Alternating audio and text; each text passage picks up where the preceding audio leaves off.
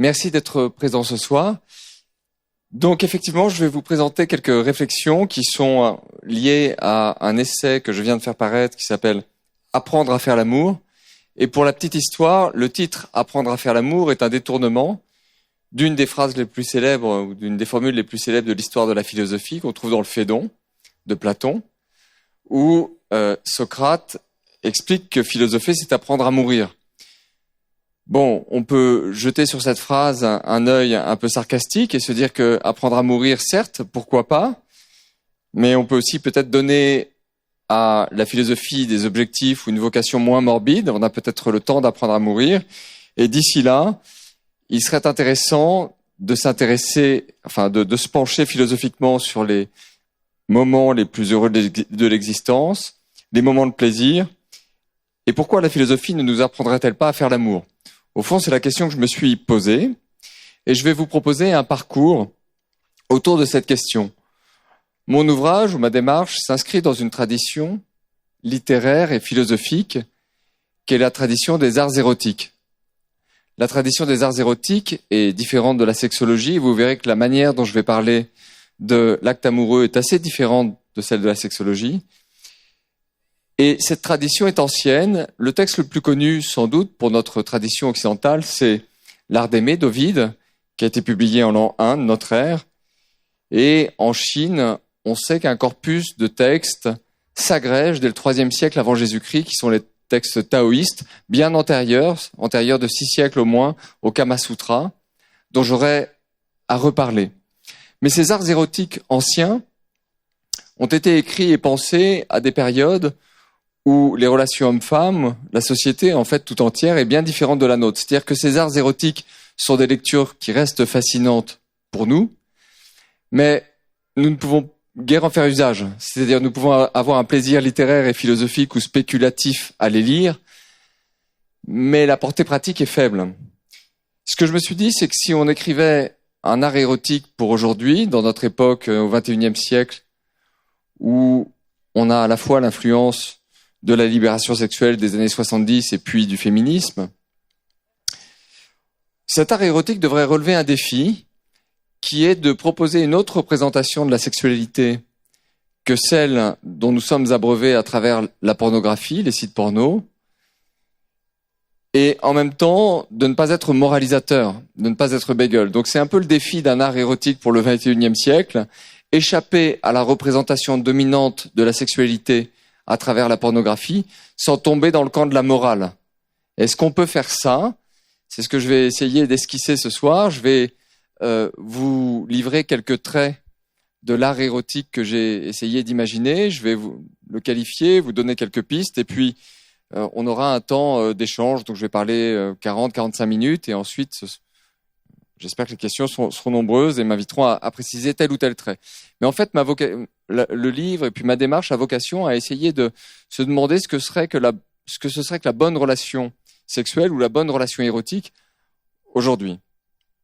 Alors, la première chose qu'on peut dire quand on aborde cette question, il est intéressant de se nourrir des enseignements de la sociologie de la sexualité. Dans la tradition française, la question de la sexualité en philosophie a été préemptée, ou disons pas phagocytée, mais disons très occupée par les études qui tournent autour de Michel Foucault et de son histoire de la sexualité. Mais de la même façon que ce que j'ai dit pour les arts érotiques anciens, Michel Foucault, dans son histoire de la sexualité, traite dans son premier volume de la sexualité à l'ère victorienne et dans les volumes suivants, les 2 volumes suivants, de la sexualité à l'époque gréco-latine. En fait, ce qui l'intéresse dans ces époques très particulières, c'est le rapport entre pouvoir, savoir et sexualité. Et même pour le dire un peu brutalement, ce qui l'intéresse, ce sont les rapports de domination et les rapports politiques qui se tissent à travers la sexualité. C'est pour ça qu'il choisit ces époques, l'époque gréco-latine, époque où il y a l'esclavage, et puis où le christianisme va arriver. Il choisit aussi l'époque victorienne, époque de répression, de poids qui pèse sur les mœurs, de poids d'interdit, parce que ça lui permet de mettre en valeur cette triangulation entre le sexe, le savoir et le pouvoir qui l'intéresse tant. Ce qui est complètement absent de la perspective de Foucault, c'est le plaisir. Et donc, il existe en fait d'autres travaux, mais que nous autres Français avons très peu traduits, parce que nous estimions qu'avec Foucault, nous avions tout ce qu'il fallait, en quelque sorte, et nous avons été peu curieux de ce qui se faisait ailleurs. Mais aux États-Unis, s'est développée une sociologie de la sexualité assez passionnante, notamment sous la houlette de deux chercheurs, John Gagnon et William Simon, qui publient en 1973 un livre dans lequel ils proposent la théorie des scripts sexuels. L'intérêt de cette théorie est de montrer que, contrairement à ce qu'on s'imagine quand on a fait des études de médecine ou quand on connaît un peu la sexologie, l'acte sexuel n'est pas uniquement un acte biologique. Ça n'est pas uniquement un acte sur lequel la médecine aurait quelque chose à dire. Nous ne sommes pas guidés uniquement par des cocktails d'hormones ou par nos pulsions et nos instincts. En réalité, chez l'être humain, l'acte sexuel est socialement, culturellement codifié. Il est codifié de manière très fine, et l'existence de cette codification, c'est ce qui fait qu'on n'a pas besoin de tout contractualiser, de tout s'expliquer. Quand on s'engage dans un acte d'abord dans une relation de séduction, puis dans un acte sexuel, on va mener un certain nombre de gestes, on va dire un certain nombre de choses, on va avoir un certain nombre de regards qui appellent en retour d'autres gestes et d'autres regards, mais on n'a pas besoin vraiment de négocier puisque si les partenaires ont un tant soit peu d'expérience, ils savent où on en est dans le script.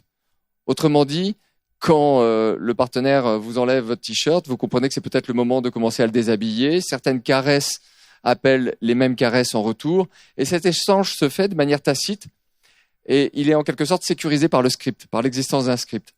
De manière assez drôle, pour faire comprendre ce point, John Gagnon et William Simon donnent dans leur livre un exemple qui est amusant. Bon, ils imaginent un représentant de commerce ou un homme d'une 50aine d'années qui serait un peu loin de chez lui, en voyage d'affaires, et il rêverait en fait pendant ces quelques jours où il est loin de chez lui d'avoir une aventure. Et il travaille toute la journée, il rentre dans son hôtel le soir. Imaginons que cet homme découvre dans sa chambre une femme nue. C'est peut-être son fantasme, ce à quoi il aspire. Mais en fait, s'il est normalement constitué, si on n'a pas affaire à un psychopathe, il ne va pas engager une relation de séduction. Il va refermer la porte de la chambre, vérifier le numéro de la chambre, peut-être aller à la réception de l'hôtel, voir s'il y a une erreur. S'il est vraiment paranoïaque ou un peu paranoïaque, on est aux États-Unis, les auteurs disent qu'il va se demander si sa femme a envoyé en mission une amie pour lui tendre un piège et obtenir un divorce pour faute. On est en 1973. Mais en tout cas, il va pas engager la relation de séduction parce que il y a quelque chose dans le script qui manque. Et donc, en fait, ça montre bien que l'animalité reste quand même largement au vestiaire pour les êtres humains. Il faut que le script soit là, soit opéré de manière cohérente pour qu'on glisse vers la sensualité et le plaisir. C'est un point intéressant. Et les auteurs raffinent un petit peu leur système, cette théorie des scripts sexuels, en disant qu'en fait, il y a 3 niveaux de scripts. Il y a des scripts qu'ils disent intrapsychiques, et ça, ce sont les fantasmes personnels. On est attiré par des partenaires qui ont telle morphologie, tel âge, tel... On peut être attiré, je sais pas, par les sous-vêtements. Enfin, vous voyez, ça, c'est toute une série de fantasmes personnels. Ce sont les scripts intrapsychiques. Il y a des scripts interpersonnels qui se tissent à 2. C'est-à-dire que dans un couple, il y a un certain nombre de gestes, et en fait, il y a une manière de faire qui se construit, qui est tacite. Il y a un certain ordre dans lequel on opère les caresses, on fait les actes, et on sait que c'est ce qui plaît à l'autre, on sait que c'est le chemin pour lui faire plaisir, l'autre connaît le chemin pour nous faire plaisir, et finalement, les couples ont un script à eux, mais qu'ils n'ont pas vraiment négocié, dont ils n'ont pas forcément parlé, et qui est un script secret. Même les amis proches du couple ne connaissent pas le script du couple, c'est quelque chose d'absolument secret. Ce qui est intéressant, évidemment, c'est que ce script évolue dans le temps et que par ailleurs, les mêmes personnes engagées dans d'autres couples avaient d'autres scripts. Donc, il existe bien un script interpersonnel qui est tacite, codifié, culturel, acquis, mais qui appartient comme une richesse au couple. C'est d'ailleurs ce qui fait que dans un couple un peu stable, le plaisir peut être quasi garanti alors qu'il est loin d'être garanti lors d'une première fois. Enfin, il y a un dernier niveau qui est le niveau des scénarios culturels. Les scénarios culturels, c'est par exemple si je vous dis, imaginez un couple qui fait l'amour sur un tapis devant un feu de cheminée. En fait, vous avez tout de suite l'image. Ou dans un jacuzzi. Vous avez tout de suite l'image parce qu'il y a une multitude de films un peu kitsch, ce sera sans doute pas des grands films, mais qui nous parlent de ça. Et des James Bond ou des choses comme ça. Mais en tout cas, ça fait partie de nos scénarios culturels. Ces 3 niveaux, évidemment, interagissent entre eux. Un scénario culturel peut nourrir vos scripts intrapsychiques ou nourrir le script interpersonnel d'un couple. Il ne faut pas les voir comme des dimensions dissociées, mais comme des dimensions qui s'alimentent réciproquement.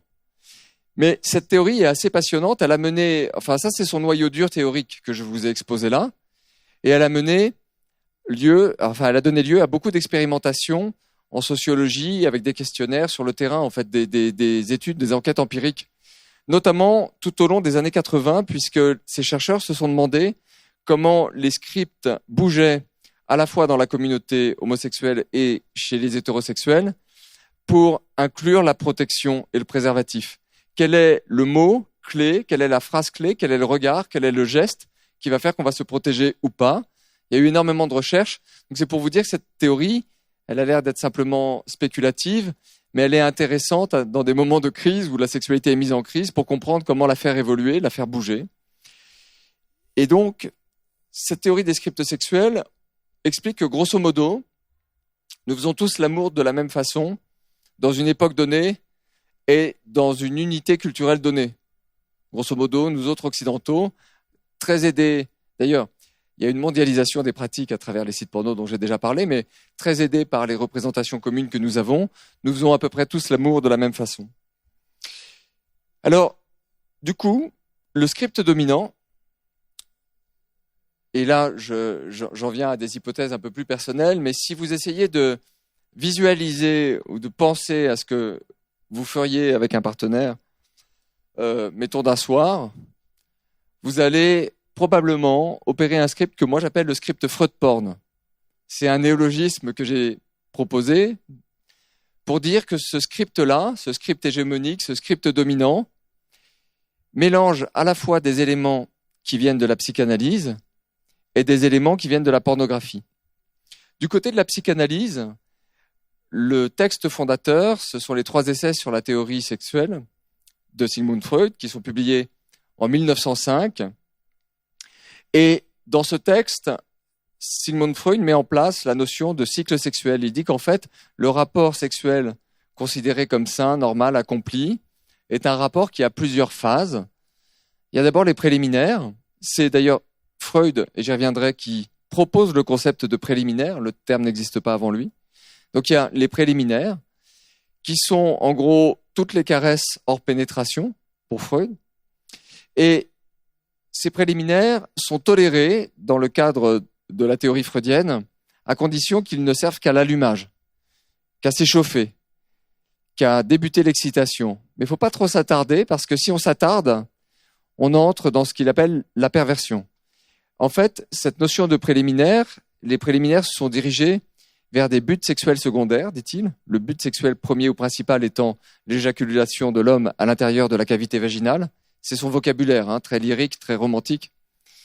Et donc, ça, c'est le but sexuel légitime. Et donc, effectivement, dès qu'on est dans d'autres formes de sexualité, par exemple dans les caresses orales, alors on est dans un détournement d'organes, dans un détournement anatomique, dit-il, et il y a le risque de, si on s'y attarde, d'entrer dans un schéma qui est un schéma pervers. Et donc, on voit bien que ces préliminaires sont tolérés ou acceptés par Freud, à condition qu'on passe à l'étape suivante, qui est la pénétration de la femme par l'homme. Dans ce texte, Freud qualifie l'homosexualité de perversion. C'est ce qui rend d'ailleurs ce texte assez daté pour les lecteurs contemporains.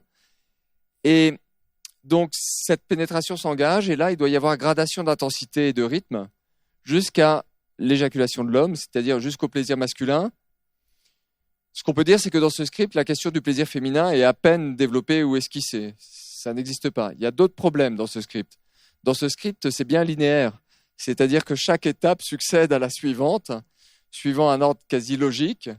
Et revenir en arrière, ce serait en quelque sorte déroger. Il y a une prescription. Ce qui est très amusant, c'est que dans l'esprit de Freud, ce que je vous disais tout à l'heure, ce qu'il découvre là, c'est naturel. C'est-à-dire, c'est la manière dont les êtres humains biologiquement font l'amour, et c'est comme ça et c'est normal. Ce qu'il ne voit pas, Freud, c'est qu'il est en train de nous raconter un script culturel, un script sexuel bien précis, qui est le sien, mais qui n'a pas du tout valu toujours et en tout lieu. Alors, pourquoi je parle de Freud porn ? Parce que si je pense à la manière dont on fait l'amour aujourd'hui, c'est-à-dire au scénario dominant, il est probable que ça ressemble à une sorte de performance ou de réalisation du scénario freudien, du cycle sexuel freudien, mais un peu décomplexée et sportive, c'est-à-dire informée par la pornographie. Laquelle pornographie prend son essor dans les années 70. Alors, j'ai l'air de parler d'une chose, c'est une chose clandestine, la pornographie, mais il faut quand même mettre les pendules à l'heure, c'est un fait social massif. On peut guère faire fait social plus massif, puisque un site comme Pornhub publie ses statistiques en toute transparence. Donc c'est en France le 3e site le plus visité après Google et YouTube, mais c'est pas lié à la France, c'est pareil dans tous les pays du monde. Et les sites pornographiques sont les plus visités après les moteurs de recherche, y compris dans les pays où l'accès à la pornographie est illégal. Et là, je pense en particulier au monde arabo-musulman. Donc, ce sont les sites les plus visités, c'est un fait social massif. Le public est pour 30 à 40% féminin des sites pornographiques, en tout cas en Europe. Et ce que va faire cette production pornographique dans les années 70, la pornographie ancienne, la pornographie de l'âge d'or ou la pornographie qu'on dit aujourd'hui vintage, c'est une pornographie qui met beaucoup en scène la sexualité de couple.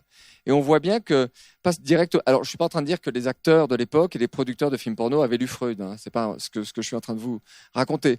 Néanmoins, ils vivaient sous l'influence directe de la sexologie de leur temps et des travaux de sexologie qui n'ont fait que consolider le cycle sexuel mis en valeur par Freud. Certes, ils l'ont un peu complexifié, j'y reviendrai sur ces travaux de sexologie des années 60 et 70, sexologie américaine, mais ce qui ne change pas, c'est cette idée d'un schéma du rapport sain, normal, complet, qui passe par les préliminaires, la pénétration, gradation d'intensité, éjaculation. Voilà, ça c'est le schéma.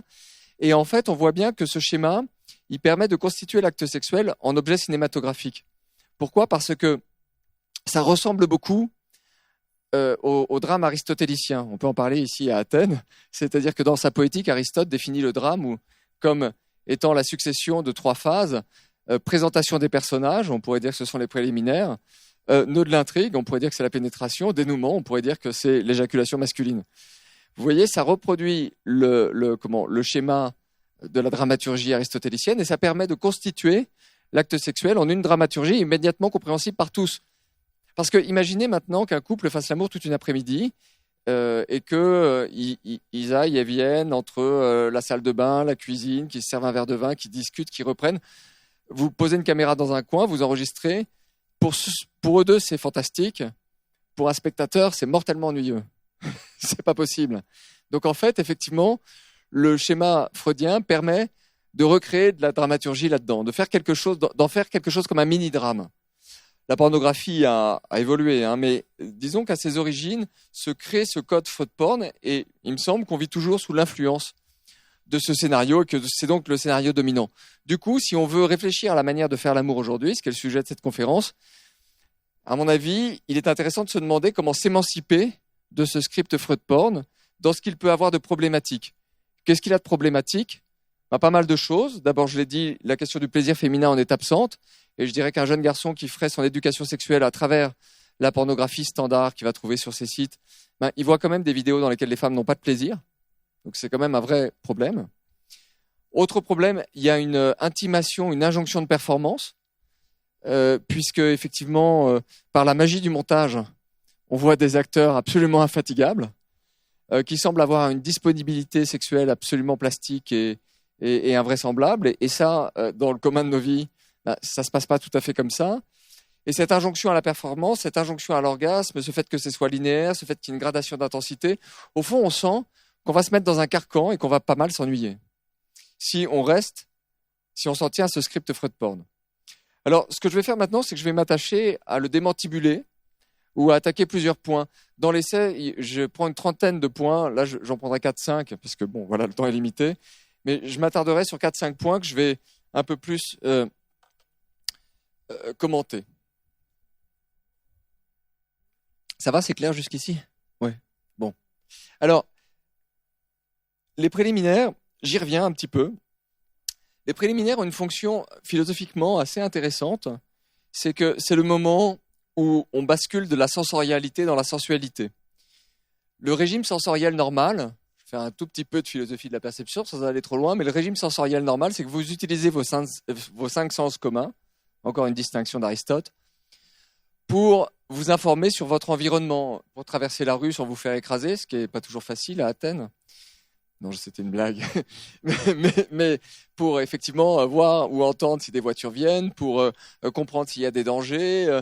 En fait, vous glanez des informations auditives, visuelles, olfactives sur votre environnement qui vous permettent de vous diriger dans le monde. Et puis, la phase des préliminaires est intéressante parce que cette phase des préliminaires, elle permet d'accéder à un autre régime de sensorialité où on ne cherche pas de l'information. En fait, c'est une sensorialité qui jouit d'elle-même. Qu'est-ce que c'est que la sensualité ? C'est de la sensorialité qui jouit d'elle-même. Tout d'un coup, l'intérêt de la sensorialité devient à proprement parler esthétique, c'est-à-dire qu'on va chercher un plaisir en soi dans la sensation au lieu d'aller chercher à l'intérieur de la sensation de l'information. Et donc ce moment des préliminaires, surtout si on a une journée de travail difficile, c'est un moment essentiel puisqu'on doit passer d'un régime de sensorialité à un régime de sensualité. Ça permet le basculement. On peut dire de ce point de vue, pour rendre un peu plus justice à Freud, que son apport est ambivalent, puisqu'il reconnaît quand même l'existence des préliminaires et leur rôle. Le seul problème, c'est qu'il les confine au début. Et là, j'ai une proposition modeste, mais efficace, qui consiste à se débarrasser du mot de préliminaire, à employer plutôt le mot d'intermède, et à dire que, en fait, pourquoi au début ? Et pourquoi un temps, pour un laps de temps limité ? Intermède, ça veut dire que toutes ces caresses-là qui ne sont pas la pénétration, on peut les mettre quand on veut, les répéter plusieurs fois, à intervalles réguliers, créer des changements de rythme, et ça j'en parlerai, des questions de rythme. Et en fait, on n'a aucune nécessité de les mettre au début, ils peuvent même intervenir à la fin. Ah oui, parce que dans le schéma freudien, cette idée de l'éjaculation de l'homme à l'intérieur de la cavité vaginale, ça veut dire que la sexualité, pour Freud, n'a de légitimation morale ou éthique que parce que sa finalité, c'est la procréation.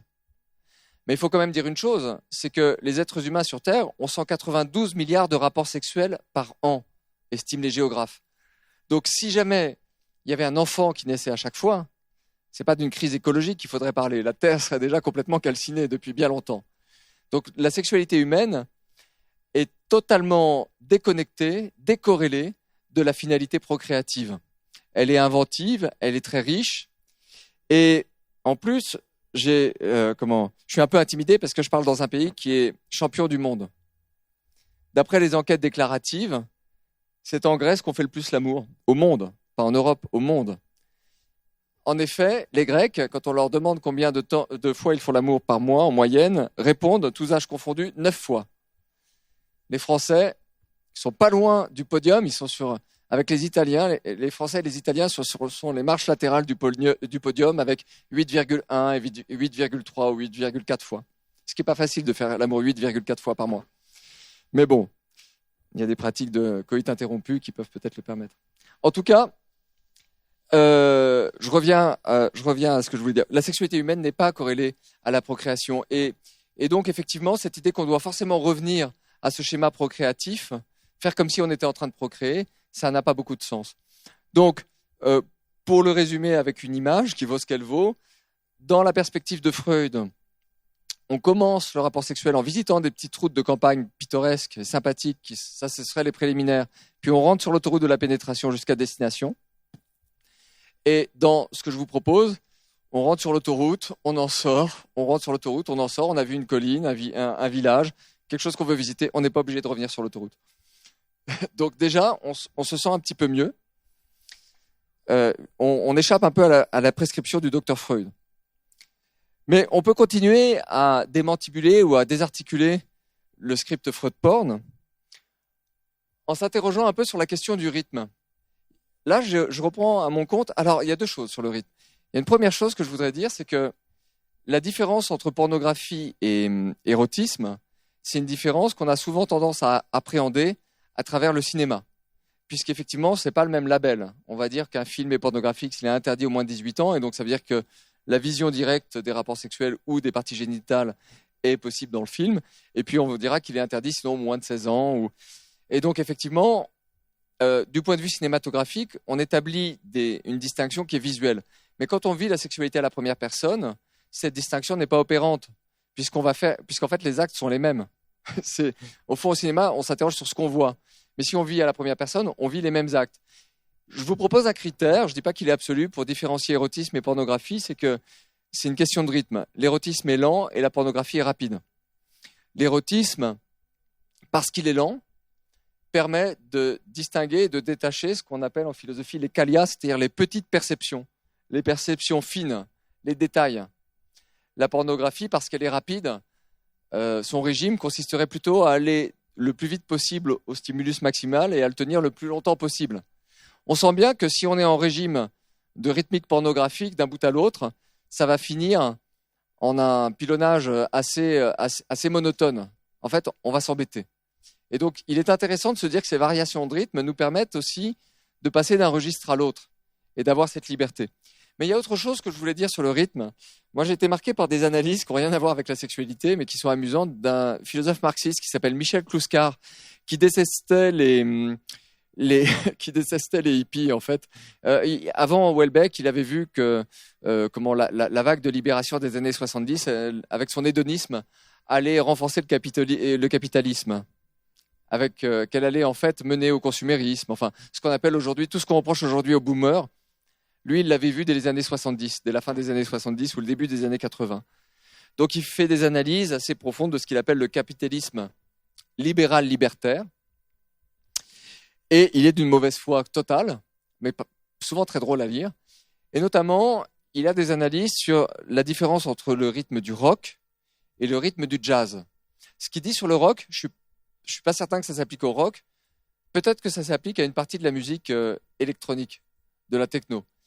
Mais ce qu'il reproche au rock, en fait, c'est qu'on est dans un modèle de répétition tyrannique qui ressemble, en fait, avec un rythme qui est asséné.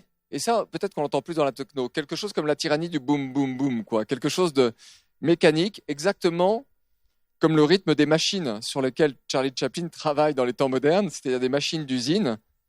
Et donc, on est dans une répétition sans invention, sans créativité, qui est la répétition des cadences, en fait, à l'usine, la répétition des 3/8, la répétition au sein du taylorisme. Et cette forme de répétition-là, dans nos vies, elle est aliénante. Et il oppose à cette forme de répétition, c'est-à-dire le retour du même, c'est la même chose. Une autre manière d'envisager la répétition, qui, à ses yeux, n'avait pu être inventée que par les descendants des esclaves, c'est-à-dire que par les Afro-Américains, qui ne pouvaient pas s'intégrer aux mœurs capitalistes avec la même naïveté. Et c'est le swing.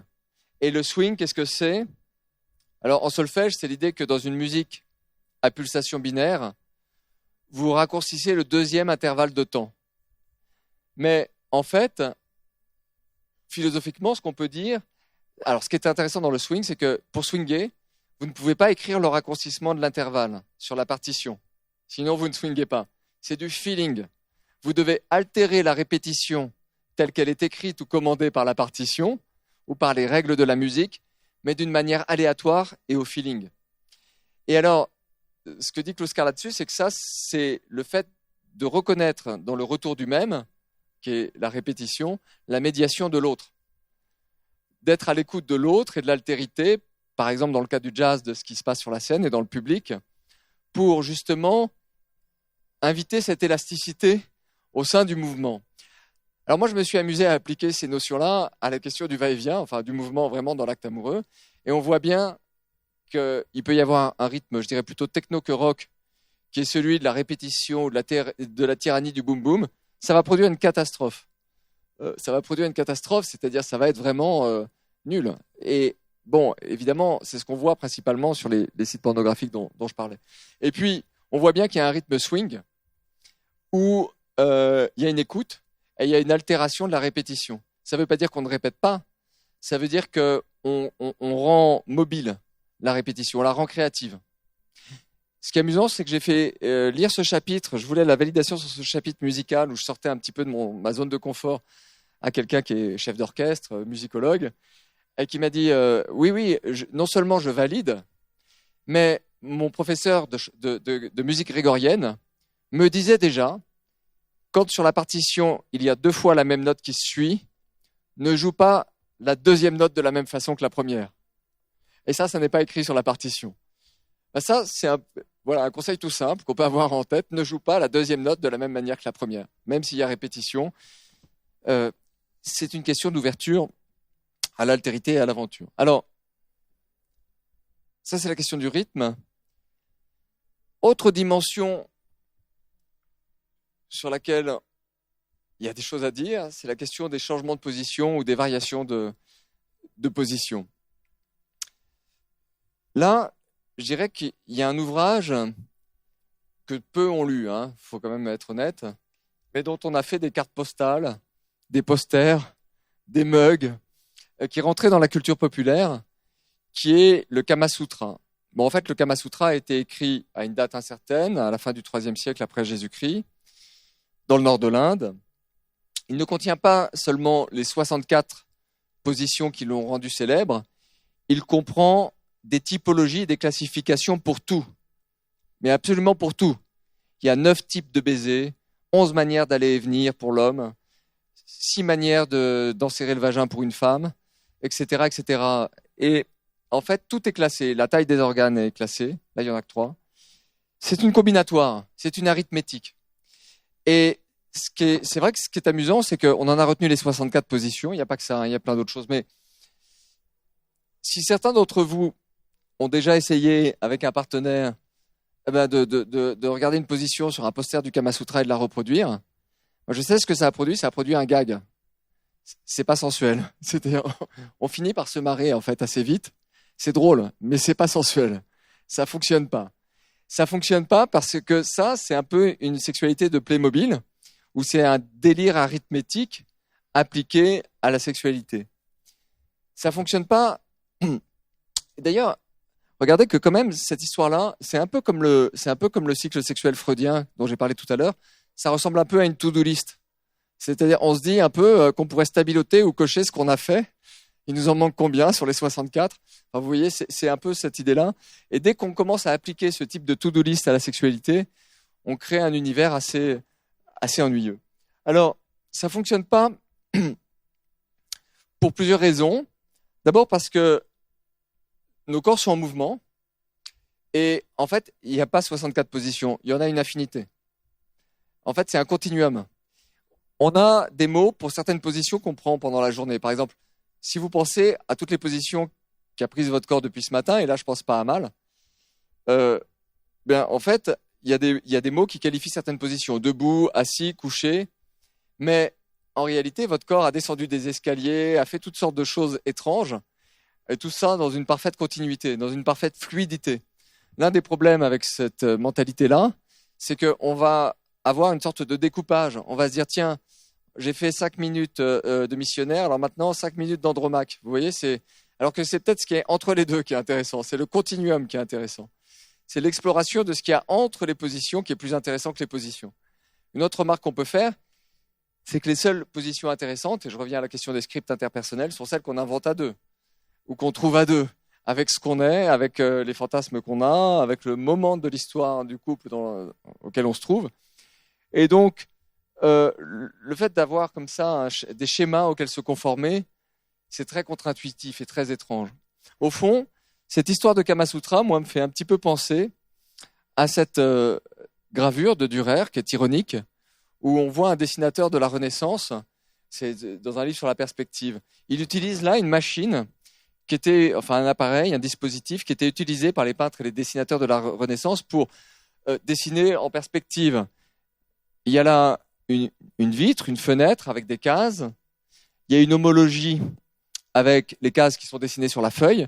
Et si jamais, en fait, l'œil du dessinateur ou du peintre ne quitte pas un point fixe dans l'espace, c'est-à-dire une mire, et qu'il reproduit dans chaque case de la fenêtre, qu'il reproduit sur chaque case de la feuille ce qu'il voit dans la case correspondante de la fenêtre, alors il aura un dessin en perspective parfaite. Là où Dürer est ironique, c'est que son dispositif n'a pas l'air d'être adapté à la situation dans laquelle il se trouve. Il a l'air d'y avoir un hiatus. Et à mon avis, ce qu'il veut nous dire, Dürer, avec cette ironie, c'est que le dessinateur génial ou même simplement talentueux, il n'a pas besoin de l'appareil. Il n'a pas besoin du quadrillage rationnel. Au fond, il va se laisser guider probablement par la sensualité du dessin et du tracé du geste le bonheur, la joie qu'il y a tracé sur la feuille. Il n'a pas besoin de cette orthopédie du regard. Et le Kama Sutra, avec tous ces chiffres et ce qui sont égrenés, cette arithmétique folle, quand on le lit, on en a presque la nausée. Au fond, c'est une arithmétique de la sensualité ou une arithmétique de l'érotisme peu utilisable et dont il faut se méfier.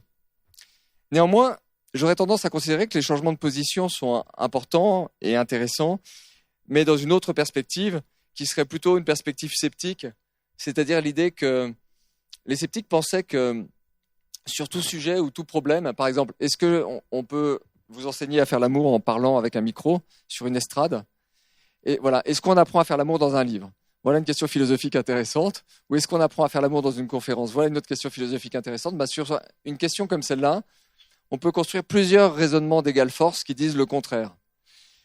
Et cette idée qu'il y a dans le scepticisme, qui est très puissante, dans les esquisses pyrrhoniennes de Sextus Empiricus, donc quelque chose qui vient aussi de la Grèce en fait, cette idée qu'il y a dans le scepticisme qu'il faut épouser toutes les positions possibles intellectuellement, avoir cette mobilité-là pour examiner un problème, là, on peut peut-être l'appliquer au domaine de la sensualité et de l'érotisme. Et donc, les changements de position, peut-être, nous permettent de prendre plusieurs regards, plusieurs points de vue sur ce qui est en train de se passer. Alors, j'avance. Un autre gros problème qu'on rencontre avec nos schémas dominants et avec le script Freud-Porn, c'est l'injonction de jouissance. Il y a un devoir de jouissance. Ça crée une anxiété énorme dans bien des couples. Et ce devoir de jouissance, il a été directement codifié par la sexologie et par des livres qui ont eu un véritable impact, qui ont été des best-sellers mondiaux et qui ont eu un véritable impact en leur temps. D'abord, le livre qu'on appelle le Masters & Johnson. Peu de gens connaissent le titre exact, mais on l'appelle comme ça familièrement le Masters & Johnson, qui est un livre de sexualité de laboratoire. Sexualité de laboratoire, c'est-à-dire que ces chercheurs, c'est génial, c'est intéressant à lire, c'est pourtant un livre véritablement de médecine. Mais ces chercheurs ont observé à peu près 10 000 cycles sexuels complets en laboratoire. D'abord, ils ont observé des travailleurs du sexe, et puis ça leur a été assez vite reproché, puis ensuite des volontaires qui sont venus dans leur labo, dans leur hôpital universitaire. Alors, je dis sexualité de laboratoire parce que quand on lit ce livre, on a vraiment l'impression que les chevaux galopent à merveille. Il n'y a aucun problème. C'est-à-dire que tout le monde a l'air de performer un acte comme il faut à la Freud. Le script est parfait. Même les hommes âgés n'ont jamais une défaillance, n'en ont jamais connu dans leur vie. Les femmes ont un orgasme simultané avec les hommes. C'est magnifique. C'est-à-dire, la sexualité de laboratoire, c'est un truc, c'est huilé comme une machine. On se demande même si c'est pas une vitrine de l'Amérique des 30 Glorieuses, quasiment une vitrine idéologique sous couvert de science, tellement ça marche bien. Mais quand même, les circonstances dans lesquelles ils observent la sexualité sont très particulières, puisque imaginez, vous allez dans un hôpital universitaire, on vous fait un test, une prise de sang, peut-être on vous met des électrodes pour surveiller votre respiration. Enfin, c'est quand même assez particulier, quoi, ce qui va se passer. Alors, parmi les thèses de Masters et Johnson, il y en a deux qui sont importantes. C'est eux qui vont raffiner un petit peu la question du cycle sexuel freudien en introduisant la notion de période réfractaire pour l'homme. C'est-à-dire cette période pendant laquelle, après l'éjaculation, l'homme ne peut pas de nouveau répondre à une stimulation sexuelle pour engager une pénétration. Période réfractaire, donc qui va s'étendre avec l'âge. Une autre de leurs... ça, c'est pas contesté. Ce qui est plus contesté, c'est leur thèse centrale. Je ne vais pas rentrer là-dedans, c'est un débat explosif dans le féminisme, selon laquelle il n'existe que l'orgasme clitoridien. Il n'y a pas d'orgasme vaginal, puisque en fait l'orgasme vaginal serait un orgasme clitoridien indirect, provoqué par la traction des petites lèvres lors de la pénétration, traction qui est exercée sur le clitoris. Je ne sais pas si je vais peut-être le refaire plus lentement. En fait, d'après leurs observations, effectivement, il n'y a pas de frottement en fait du clitoris pendant la pénétration, donc il y a seulement une stimulation indirecte par une traction qui est exercée par les petites lèvres. Alors ça, c'est leur thèse. Ce qu'on peut dire, c'est que pour eux, il n'y a pas de différence non plus entre l'orgasme masculin et l'orgasme féminin. Il y a de grandes similitudes. La seule chose qu'on peut dire, c'est que ça dure un peu plus longtemps, l'orgasme féminin, mais par exemple, le pouls est le même, les spasmes sont les mêmes, les contractions musculaires observables sont les mêmes, et donc en fait, bon, voilà. Donc, ils ont vraiment cette thèse et on voit bien qu'il y a un souci d'efficacité et que chez eux, ça fonctionne toujours. Et chez eux, il est clair que le rapport sain, le rapport normal, c'est celui où l'homme et la femme ont un orgasme simultané. Cette même idée de l'orgasme va prendre un tour différent et plus militant dans le travail de Scheer-Haidt. Alors, le rapport Haidt, c'est 10 ans plus tard. C'est une toute autre méthodologie. On échappe cette fois-ci à la perspective de la sexualité de laboratoire, puisqu'elle procède, elle adresse un questionnaire. Elle distribue très largement un questionnaire aux femmes sur leur sexualité. Et elle a un peu plus de 3000 questionnaires qualitatifs avec des réponses très complètes et des témoignages très complets. C'est un livre intéressant parce qu'il y a beaucoup de verbatim et que elle a ouvert un couvercle de silence sur la sexualité féminine. On y apprend notamment que les femmes n'ont aucun problème pour atteindre l'orgasme ou la jouissance, que l'idée que les femmes seraient plus lentes à jouir est purement et simplement une légende urbaine. Seulement, le problème, c'est que si 92% des femmes atteignent très facilement l'orgasme en se masturbant, seuls 30% d'entre elles, on est en 1976, le vivent ou l'éprouvent lors du rapport hétérosexuel. Donc en fait, ce que conclut Scheer-Haidt, c'est que les femmes sont un peu pas les souffres-douleurs, mais en fait, elles se font un peu arnaquer dans le rapport hétérosexuel tel qu'il est pratiqué, dans le rapport hétérosexuel standard, puisque l'homme a du plaisir, pas la femme. Et Scheer-Haidt, à plusieurs moments, dit, mais aux femmes, si vous n'avez pas joui, en fait, l'homme s'est servi de vous comme d'un objet, comme d'une poupée pour sa propre finalité, et il a joui à travers vous, il a fait de vous un objet. Donc si vous voulez être autonome et indépendante, il faut jouir. Et c'est là que le problème arrive, je dirais. C'est dans il faut jouir, c'est dans cette injonction. Parce que autant la perspective de Scheer-Haidt est complètement libératrice, autant cette injonction de jouir est très problématique. C'est-à-dire qu'on commence le rapport avec un pistolet. Si on vous dit, bon, là maintenant, t'as 4 minutes pour jouir, moi je connais le résultat. Vous n'allez pas jouir. Aussi bien homme que femme d'ailleurs. C'est impossible. Et donc cette injonction, cet impératif, je pense qu'il est toujours très présent dans notre culture. Les hommes vont se dire, est-ce que j'ai donné du plaisir à ma partenaire? Si c'est pas le cas, si elle n'a pas eu d'orgasme, c'est que je suis un mauvais amant. Ils vont se remettre en cause. Donc ils arrivent déjà tétanisés.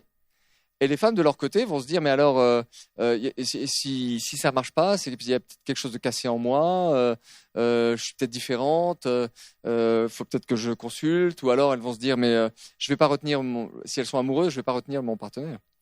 Et donc, on voit déjà à quel point on arrive en s'étant fait de l'acte sexuel un enfer à cause de cette injonction de jouissance, qui est quelque chose d'assez neuf. Ça n'existait pas du tout dans l'humanité auparavant, il n'y a rien de tel dans l'histoire. Alors, là, ce que j'aurais envie de dire, c'est faire une opération philosophique assez simple qui consiste à distinguer les activités qui ont leur finalité en elles-mêmes et les activités qui ont leur finalité à l'extérieur d'elles-mêmes. Tiens, c'est encore une distinction qui vient librement d'Aristote, librement inspirée d'Aristote. Mais activité qui a sa finalité à l'extérieur d'elle-même, quand je remplis ma déclaration d'impôt ou quand mon robinet fuit et que je vais le réparer, moi je déteste le bricolage. La finalité, c'est de ne pas avoir de problème avec les impôts ou de réparer mon robinet, mais je ne prends aucun plaisir à la tâche. Pour moi, c'est une corvée. Ça, ce sont les actions qui ont leur finalité en dehors d'elles-mêmes. Les activités qui ont leur finalité en elles-mêmes, c'est par exemple venir écouter une conférence de philosophie ou prendre un apéro avec un ami, pratiquer un sport, aller au concert. On ne cherche pas de gain, on ne cherche pas de résultats. On ne cherche pas un apport professionnel, on est là pour le plaisir, pour une certaine qualité du temps passé à cette activité. Et ce que je voudrais dire, qui est quand même tout simple, mais qui est, me semble-t-il, libérateur par rapport à l'impératif de jouissance, c'est simplement que la sexualité, l'activité sexuelle a sa finalité en elle-même. Autrement dit, le plaisir, c'est de le faire. L'orgasme, c'est un plus. Tant mieux s'il est là, mais d'abord, le plaisir, c'est de le faire, de se découvrir soi-même, de découvrir l'autre, de passer par différentes péripéties, de tester ses limites. Et il n'y a pas du tout à se mettre en tête ce carcan de l'orgasme. Alors, d'ailleurs, il y a un sexologue très influencé par le taoïsme qui s'appelle Jolan Chang, qui a une expression que j'aime bien. Il dit, si je devais qualifier la joie sexuelle, je dirais qu'elle ressemble à la joie qu'on éprouve à se promener dans une vallée verdoyante au printemps. Je trouve ça très beau, moi. On peut même poursuivre la métaphore et dire que si on se représente l'orgasme comme le sommet de la montagne, peut-être que la plus belle vue, elle est 200 mètres en dessous, pas au sommet. Bah oui, en montagne, c'est souvent comme ça. La plus belle vue est pas toujours au sommet. Alors, j'avance et j'aborde un sujet alors plus contemporain. Moi, je vous ai dit, c'est pas mon point de focalisation, la question des rapports de pouvoir. Néanmoins, c'est une question très obsédante aujourd'hui. Et je voudrais dire quelques mots de la domination masculine. Alors, ce que je voudrais dire à ce sujet, c'est que il y a là aussi un livre important, qui est un livre d'une féministe américaine qui s'appelle Andrea Dworkin, qui s'appelle Intercourses, son livre. Ça a été traduit en français par coït au pluriel. C'est un peu moins polysémique et riche que Intercourses, qui veut aussi dire relations, rapports. Et dans ce livre, Andrea Dworkin fait sauter, moi, ce que j'appelle la théorie de la boîte noire. C'est-à-dire qu'elle fait sauter l'idée que les rapports sociaux, politiques, économiques, les rapports de domination qui existent dans la société s'arrêteraient dans la chambre à coucher. C'est une idée avec laquelle on a beaucoup vécu au 19e et au 20e siècle.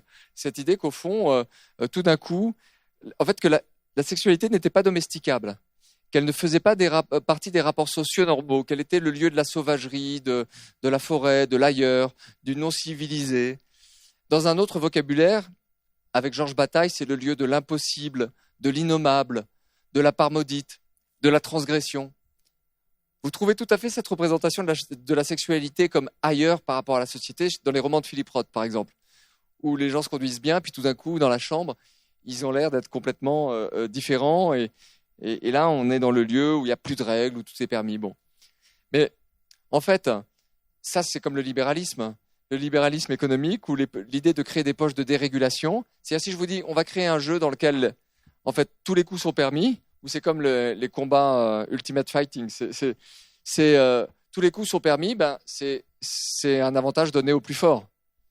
Donc ça veut dire que tant que vous êtes dans cet espace complètement dérégulé, ben, les dominants traditionnels l'emportent, autrement dit les hommes. Et donc son mérite à elle est d'avoir montré que la domination politique et économique, la domination masculine qui s'exerce dans la sphère politique et économique trouve son exacte continuité dans la sphère sexuelle ou dans la sphère érotique. Autrement dit, imaginons un homme qui travaille, qui rentre, qui prendrait sa femme un peu brutalement et négligemment. Bon, finalement, on pourrait se dire qu'il est en train de valider son statut professionnel au lit. Et donc, je crois qu'elle a raison sur ce point et sur sa critique. Il y a de la politique dans la manière dont nous faisons l'amour et beaucoup d'actes. En fait, elle dit tout simplement la pénétration est interprétée par l'homme standard comme un acte de possession, de réification, d'agrandissement de son territoire. Et je pense qu'elle a raison. La question, c'est, une fois qu'on a dit ça, on fait quoi? Je vois deux solutions, en tout cas dans un référent hétérosexuel, quoique ça s'applique aussi dans un référent homosexuel, une partie de ce que je veux dire. Dans un référent hétérosexuel, il y a une première solution qui est de dire, on va s'interdire du côté des hommes tout geste de brutalité ou de domination, toute parole de brutalité ou de domination, et du côté des femmes, on va se surveiller parce que se mettre en position de soumission, c'est en fait devenir complice de sa propre domination, donc c'est aussi coupable. C'est tout à fait aussi coupable que d'avoir un geste de brutalité ou de domination. Et donc on va en quelque sorte s'auto-surveiller en permanence pour ne jamais franchir les limites. Et ça va donner une sexualité de casque bleu en mission de pacification, un peu ennuyeuse. C'est ce que j'appelle la voie de l'égalitarisme sexuel. Et puis, il y a une autre possibilité, me semble-t-il, qui est de se dire non, en fait, le problème, c'est pas tellement qu'il y ait des positions de domination ou des paroles fortes qui soient dites. Le problème, c'est que les rôles soient distribués une fois pour toutes. C'est que ce soit toujours l'homme qui soit en position dominante et toujours la femme en position dominée, et qu'on pourrait peut-être organiser une circulation du pouvoir. Du reste, ce que je dis là sur la domination masculine est parfois mimé dans le milieu gay à travers la répartition des rôles entre les tops et les bottoms, ou dans le milieu lesbien à travers la répartition des rôles entre les butch et les femmes. Donc on va retrouver ces mêmes distributions des rôles. Le problème n'étant pas la distribution des rôles, le problème c'est quand elle se fige. Quand elle se fige et que la circulation du pouvoir n'est pas possible. Autrement dit, une sexualité où il y aurait domination alternée me paraîtrait résoudre provisoirement le problème. Je dis provisoirement parce que en réalité, pour avoir une sexualité dégagée de ces connotations de domination, il faudrait que la domination masculine n'existe plus dans la sphère politique et économique. Ça, c'est bien évident. Et là, on serait des individus parfaitement égaux dans la sphère politique et économique, et la sexualité serait en quelque sorte débarrassée de ces connotations. Mais tant que ça n'a pas eu lieu, cette espèce de libération, alors la circulation du pouvoir ou la domination alternée me paraît être une piste intéressante. Je vais dire un mot là-dessus, mais très rapidement sur la question. En fait, dans notre tradition à la fois grecque, chrétienne, dans notre tradition de pensée, la sexualité est aussi problématique parce que nous sommes toujours influencés par le dualisme.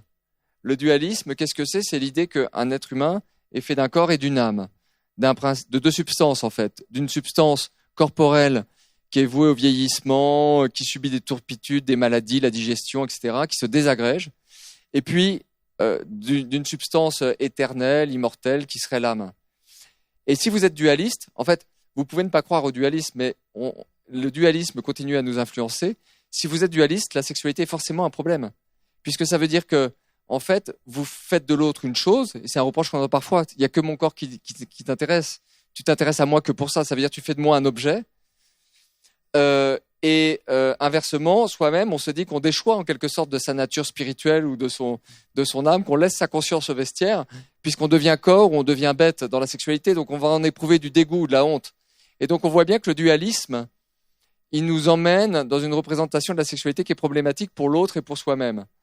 Alors là-dessus, je vais être plus bref, c'est quelque chose que j'ai développé par ailleurs, mais en fait, on a quand même une chance, c'est que le dualisme est faux. Darwin est passé par là, les neurosciences sont passées par là, on ne sait pas tout, on n'a pas toutes les réponses, mais il est beaucoup plus juste de dire que nous sommes un corps-esprit et qu'il n'y a pas de dissociation possible, qu'il n'y a pas en nous deux substances, qu'il faut avoir donc une approche holiste, nous sommes un tout. Et dans tout acte sexuel, même si ça ne dure qu'une nuit, même si c'est très bref, on engage notre conscience, on engage nos émotions, on engage de multiples relations. En quelque sorte, moi j'ai tendance à penser que la réification est impossible. On ne devient ni des choses, ni des bêtes. Quand on fait l'amour, on reste complètement humain. C'est ce qui rend d'ailleurs la sexualité intéressante. Mais je vais plus vite. Voilà. Alors, ma conclusion, c'est que nous sommes dans une société qui, à travers l'accès à la pornographie, j'en ai parlé, mais aussi les applications de rencontres, tend à faire de la sexualité une marchandise, quelque chose d'aussi facile d'accès que, je sais pas, se faire livrer une pizza en pleine nuit ou commander un taxi sur Uber. Et cette sexualité réduite à l'état de marchandise, dans lesquelles soi-même on a une sorte de description, de descriptif produit sur le site de rencontre, et puis on engage des tractations, pour que l'acte de vente ait lieu. Cette sexualité, elle produit des satisfactions très brèves, de courte durée. C'est la satisfaction en un clic. Ça va pas très loin. Et ce que je voudrais dire, en démantibulant le script Freud porn, qui est tout à fait complice de la réduction de la sexualité à l'état de simple marchandise, c'est qu'on peut se mettre dans un autre état d'esprit et se dire que l'activité sexuelle devrait être envisagée, me semble-t-il, comme une œuvre d'art vivante. Comme le fait de jouer de la musique ou de danser, d'improviser en danse ou en jazz. Et là, l'idée, c'est que quand on est dans une œuvre d'art vivante, on ne peut pas la posséder, on n'est pas en train de la consommer. C'est une certaine valeur, une certaine esthétique ou une certaine beauté qu'on essaye de donner au passage du temps. C'est fugace et on doit composer avec nos fragilités, avec nos vulnérabilités. On n'est pas dans une performance. Imaginez un joueur de jazz qui serait dans une performance, il va vous assourdir. Ça va être inaudible, ça va être sans intérêt. Non, c'est l'émotion qui est intéressante. Et donc, effectivement, simplement se déplacer mentalement et se dire qu'on peut passer de la sexualité marchandise à la sexualité œuvre d'art vivante, s'appuyer là-dessus sur quelques traits d'un nouvel art érotique, c'est ce que j'ai souhaité faire au cours de cette soirée, dans cette conférence, et nous avons un petit temps pour échanger pour les questions. Voilà, je vous remercie.